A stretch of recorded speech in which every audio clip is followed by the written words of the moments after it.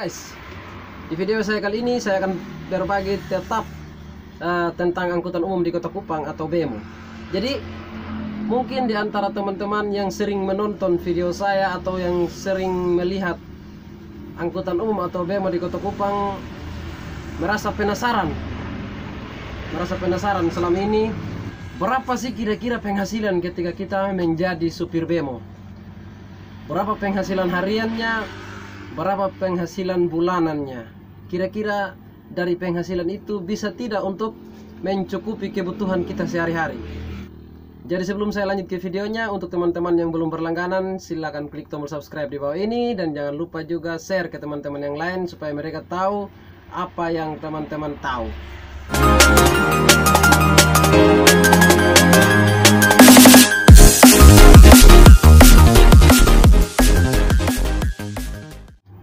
Oke, kita lanjut. Untuk teman-teman yang penasaran berapa penghasilan dari menjadi seorang supir BEMO atau pengemudi angkutan umum di Kota Kupang, teman-teman ikuti saja video saya supaya teman-teman punya rasa penasaran itu bisa terjawab. Biaya hidup di kota seperti di Kota Kupang sekarang memang terbilang tinggi, apalagi bagi mereka yang berpenghasilan kecil. Ada pepatah yang mengatakan bahwa mencari uang memang setengah mati, namun untuk menghabiskannya hanya perlu waktu setengah jam. Dan pepatah ini pun sepertinya cocok untuk para sopir angkutan umum atau yang sering dikenal dengan istilah oto BEMO di Nusa Tenggara Timur. Lalu bagaimana dengan nasib mereka yang saat ini bersaing dengan ojek dan taksi online demi mengejar setoran dan buat memenuhi biaya hidupnya sehari-hari? Angkutan umum seperti BEMO di Kota Kupang memang sejatinya dulu menjadi transportasi primadona bagi kebanyakan orang di NTT, terlebih khususnya di Kota Kupang. Seiring dengan perkembangan zaman, telah hadir transportasi online yang merupakan pesaing baru untuk angkutan umum seperti BEMO. Namun apapun alasannya, BEMO merupakan armada transportasi pilihan bagi masyarakat pribumi karena tarifnya atau ongkosnya yang relatif murah.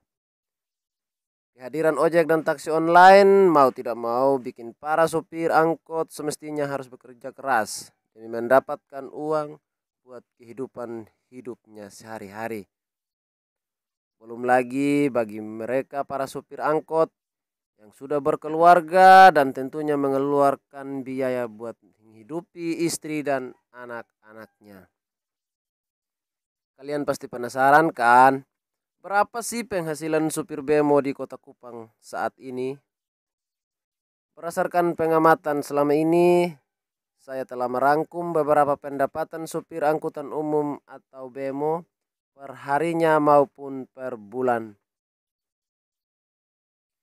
Menjadi supir BEMO di Kota Kupang merupakan pekerjaan yang sistemnya mengejar target harian.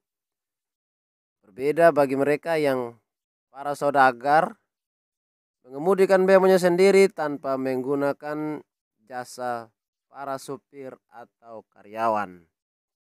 Artinya bahwa jika pemilik kendaraan itu tidak perlu menggunakan jasa supir, namun kendaraan atau BEMO-nya dia sendiri yang menjadi pengemudinya untuk beroperasi mencari penumpang.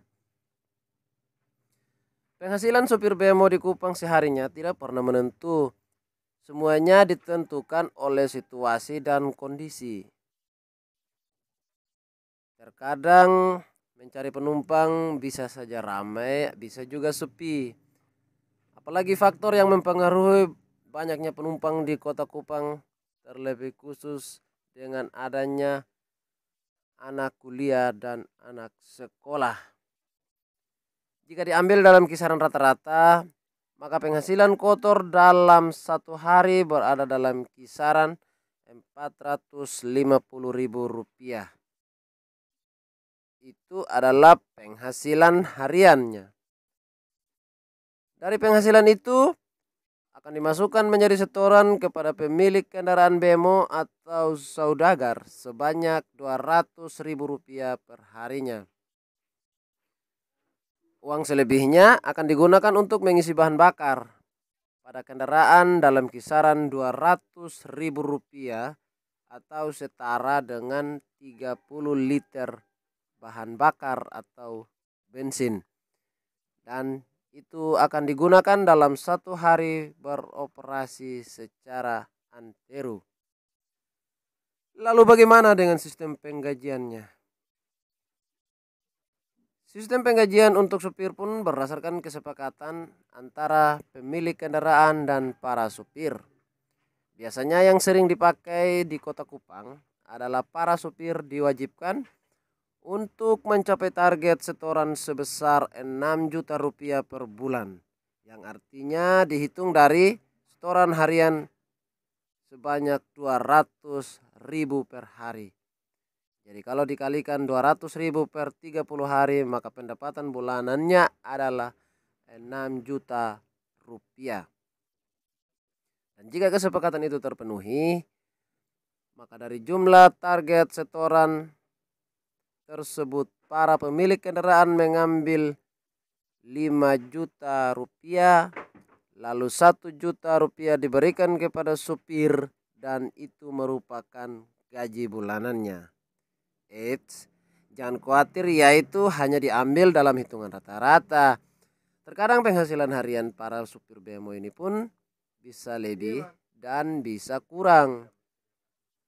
Lagi-lagi tergantung dari situasi dan kondisi.